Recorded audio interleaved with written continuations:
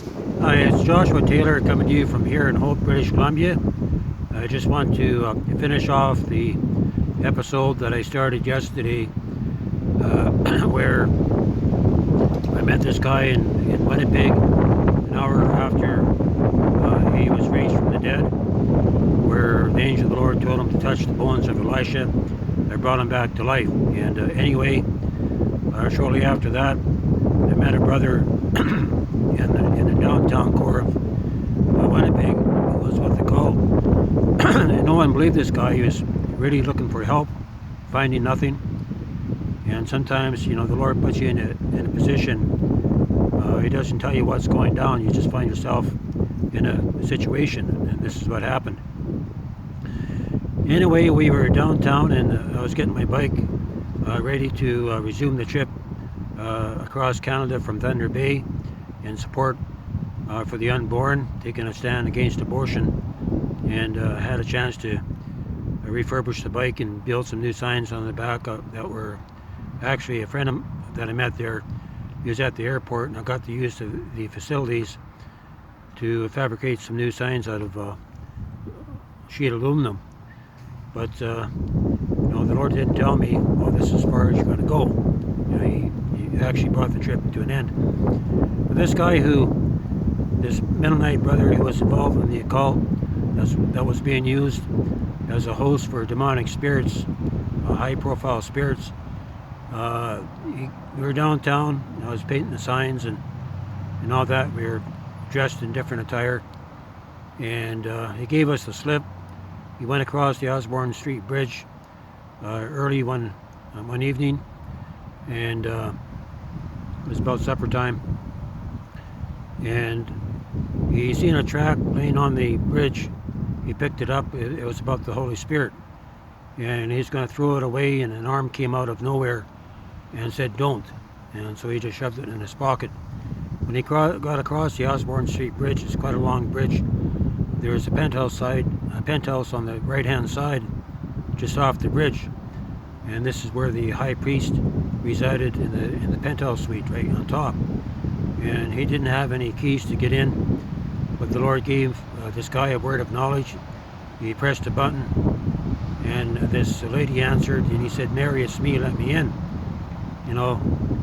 How remarkable can it get? The Lord just puts the words of knowledge in your mind. And he got through the security. When he got off the elevator at the top floor of the penthouse floor, he turned right, and the door to the penthouse suite was open, and this tall black high priest, the angel of the Lord, was there, and he was slain in the spirit. He was out cold, and one of his hands was laying on the carpet with the keys to the bus where they did the sacrifices. And anyway, this brother wanted to get some tangible evidence, and that's why he went there. And all the spirits were bound in the walls, and they're crying out, "What are you going to do with us?" Right? The angel of the Lord bound these spirits, and he kind of had a time of revenge, and he went around, whatever. And when he went to leave, he got mad, and he kicked the door against the wall. And when he got on the elevator, a gust of wind came up and slammed the door shut. But before he left, he grabbed the keys, and he placed the Holy Spirit tract in the hands of this priest. And you can just imagine what this priest looked like when he woke up. And he found that a tract of God in his hands, right? He must have been really peed off. And so anyway, this brother turns up about 45 minutes after he left, and after he told us this story and showed us the keys, all three of us went immediately into hiding, and we went back into the camper, and we didn't show our faces, only when we had to. And we knew we had to leave. We could feel the group circling around. They had a visual description what this brother looks like, so they were looking for him that would connect us with the rest. He knew that somehow God has brought him under his custody. They were trying to find out who we were, right, so that they could take us out. And we had no money. We couldn't even have the gas to get up to leave the city. We just didn't. There was no gas in the camper. And so I went across to McDonald's and to get some coffees for the guys. And I happened to bump into a brother in the Lord who was from the Church of Christ in Regina. And he was there on vacation. And and I knew him by name, and I said, well, this is what's going down. I need some help. I need to borrow some funds from you. And he didn't hesitate. He pulled out, I think he gave us $35 or something like that. And so we went back to the camper, and we filled up full of fuel. And we left shortly after dark. And you know, it's already getting late. And we knew that we had to go because we would soon be found out. You know, they were closing the net, right? They had people on the street looking for us, right? The demons were looking for us. And so as we went west, we passed the Winnipeg sign at exactly midnight. We left on a Monday. We passed the Winnipeg sign at exactly between Monday and Tuesday, exactly what the Lord told this brother shortly after God raised him from the dead.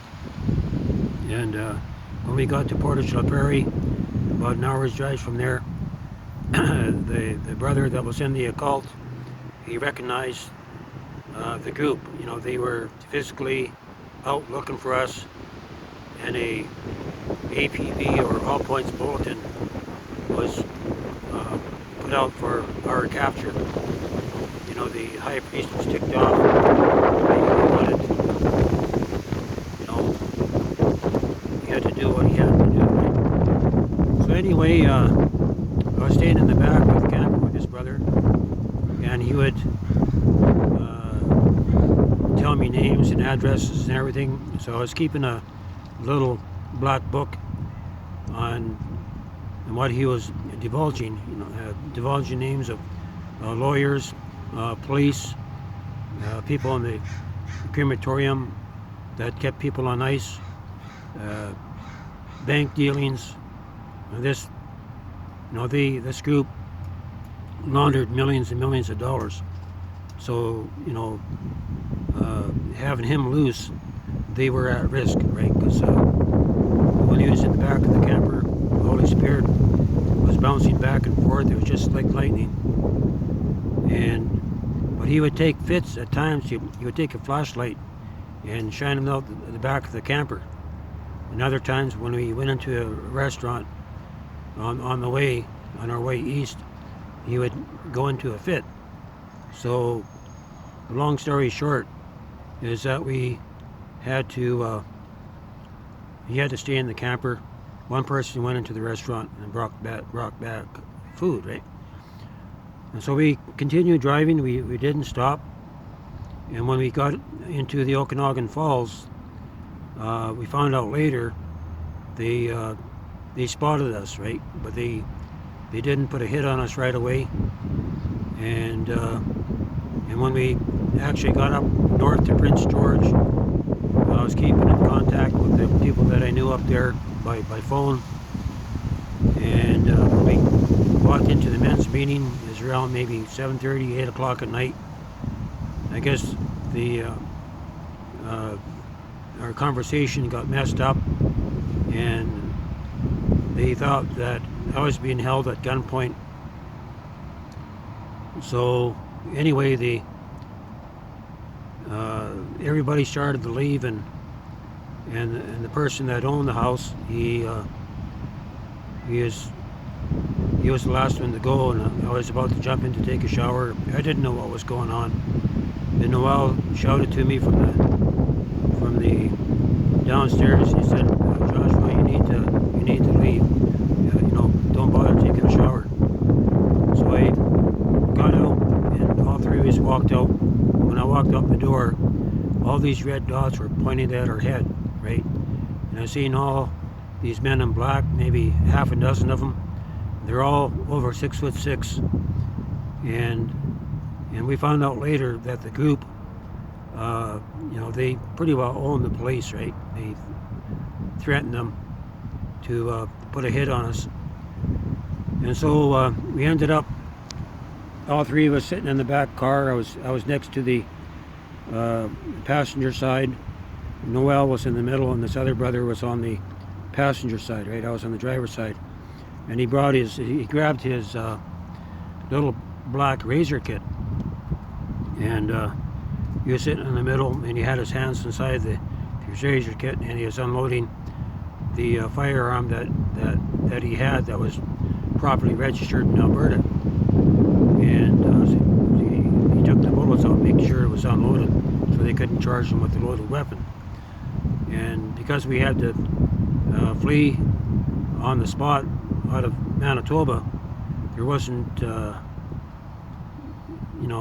any time to do anything, and so when they hauled us in, Noel, he went into lockup, and I can remember we were waiting for him for a couple hours or so, right? And I was just riding the sergeant there, and says, God's going to get you. You shouldn't be doing this. And I really rattled his cage. You really put it to him.